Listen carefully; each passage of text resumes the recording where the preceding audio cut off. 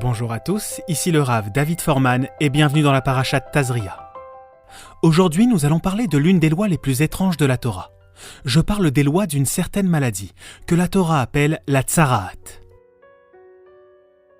Certains disent qu'il s'agit de la lèpre, mais le Rav Shimshon Raphaël Hirsch prétend que d'un point de vue biologique, cela ne peut pas être la lèpre. Il s'agit en réalité d'une sorte de coloration blanchâtre de la peau et une décoloration des poils.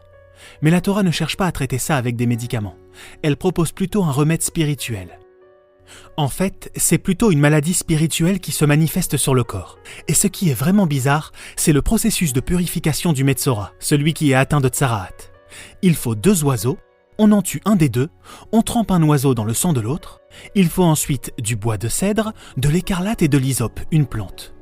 Vous pouvez imaginer le regard sceptique de la personne assise à côté de vous dans un avion et qui croit entendre parler d'une scène de Macbeth avec chaudron et sorcière. Comment comprendre ces lois étranges du Metzora et de son processus de purification? Tout d'abord, commençons par assembler quelques indices. Premier indice. Le Midrash indique que la tsaraat vient à cause de certaines fautes en particulier, comme faire du lachon hara, c'est-à-dire, pour faire court, parler mal des autres. Un autre midrash associe la tsaraat avec l'arrogance. La tsaraat serait une sorte de conséquence d'un manque profond d'humilité.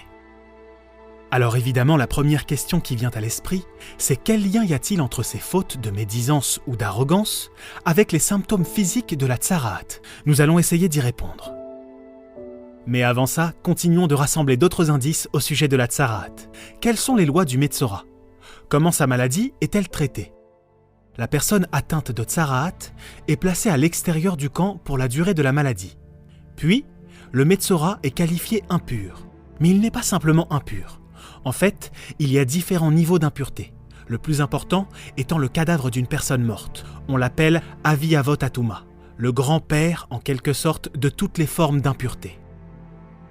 Un cadavre confère un tel degré d'impureté qu'il rendra impur tout ce qu'il y a autour de lui. Par exemple, s'il se trouve dans une tente, tout ce qui est à l'intérieur, même si cela ne touche pas le cadavre, deviendra impur. Il n'y a qu'une seule chose qui possède ce même degré d'impureté. C'est le Metzora, un Metzora vivant.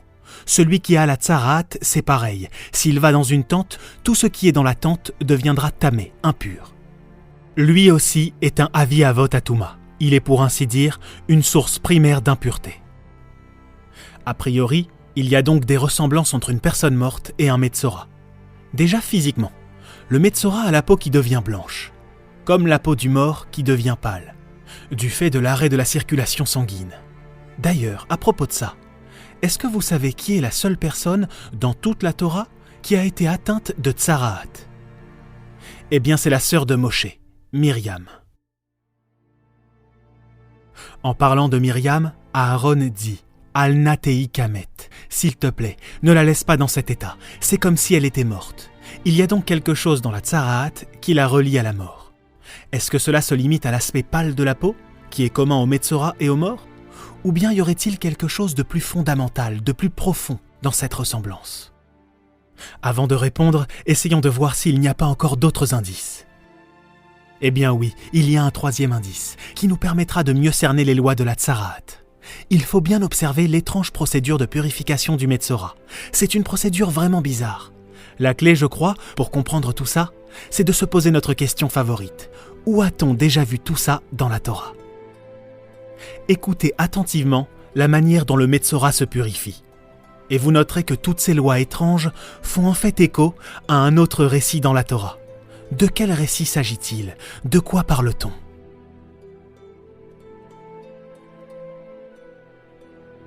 Voyons ensemble les étapes de purification du Metzora.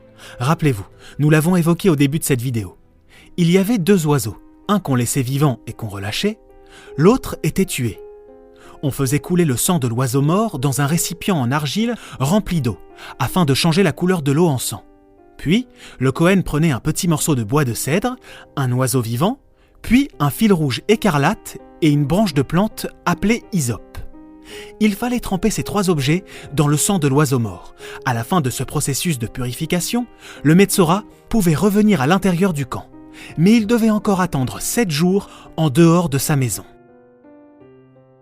Où ailleurs dans la Torah retrouve-t-on un processus avec du bois, de l'hysope, du sang, un être qui vit, un être qui meurt, une période de 7 jours et quelque chose qui doit être maintenu à l'extérieur de la maison?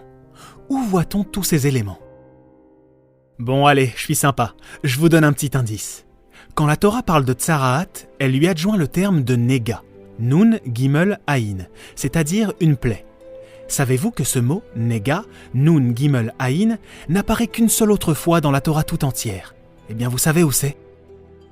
Shemot, chapitre 11. Vayomer Hashem el Moshe. Dieu dit à Moshe, Od nega echad avi al Mitzraïm. Il y a encore une plaie que j'enverrai à Pharaon et à l'Égypte. C'est la plaie de la mort des premiers-nés. C'est étrange, que peut-on en déduire?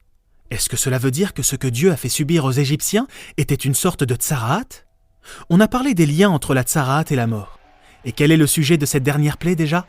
La mort des premiers-nés. La mort encore est présente. Mais tout cela ne suffit pas. Regardez, continuons à lire cette 10e plaie. Yeshalach etrem misé. Il vous laissera partir de ce pays. Quels étaient les mots employés pour la purification du Metzora? Veshalach et Tatsipor achaya. Il relâchera l'oiseau vivant dans la campagne.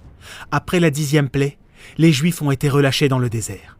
Les premiers-nés juifs ont vécu cette nuit, mais leurs homologues égyptiens, eux, sont morts. Un oiseau vers la vie, un oiseau vers la mort. Ce qui fait froid dans le dos, c'est que la mort des premiers-nés égyptiens n'est que le prélude de la mort de l'armée d'Égypte entière lors de l'ouverture de la mer. Qu'est-ce qui se passe avec l'oiseau mort lors de la purification du Metzora? Son sang s'écoule dans l'eau. C'est ce qui est arrivé aux Égyptiens aussi, lors de la première plaie, quand le Nil s'est transformé en sang, mais aussi lors de l'ouverture de la mer, quand les Égyptiens sont morts dans l'eau. Et regardez, pour la purification du Metzora, il faut un morceau de cèdre qu'on trempe dans le sang, du bois avec du sang dessus. Mais oui, bien sûr, du sang avait été aussi mis sur le contour des portes avec un ésove, cette même plante d'hysope. Et la période d'attente de 7 jours du Metzora, où il ne peut pas être dans sa maison. Après l'offrande de Pessah, il y avait aussi 7 jours. Pendant ces 7 jours, le Chametz était banni de la maison. Mais il pouvait ensuite rentrer dans la maison. Il s'avère que nous ne sommes pas les premiers à avoir trouvé ces correspondances entre Pessah et le Metzora.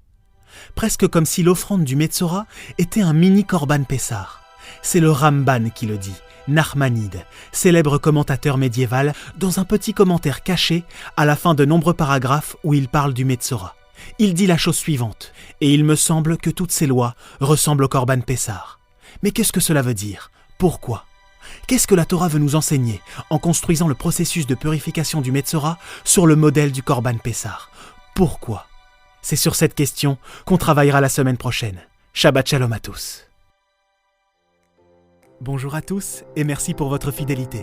N'hésitez pas comme d'habitude à nous laisser vos commentaires juste en bas des vidéos pour en faire profiter tout le monde. À très bientôt et Shabbat Shalom à tous.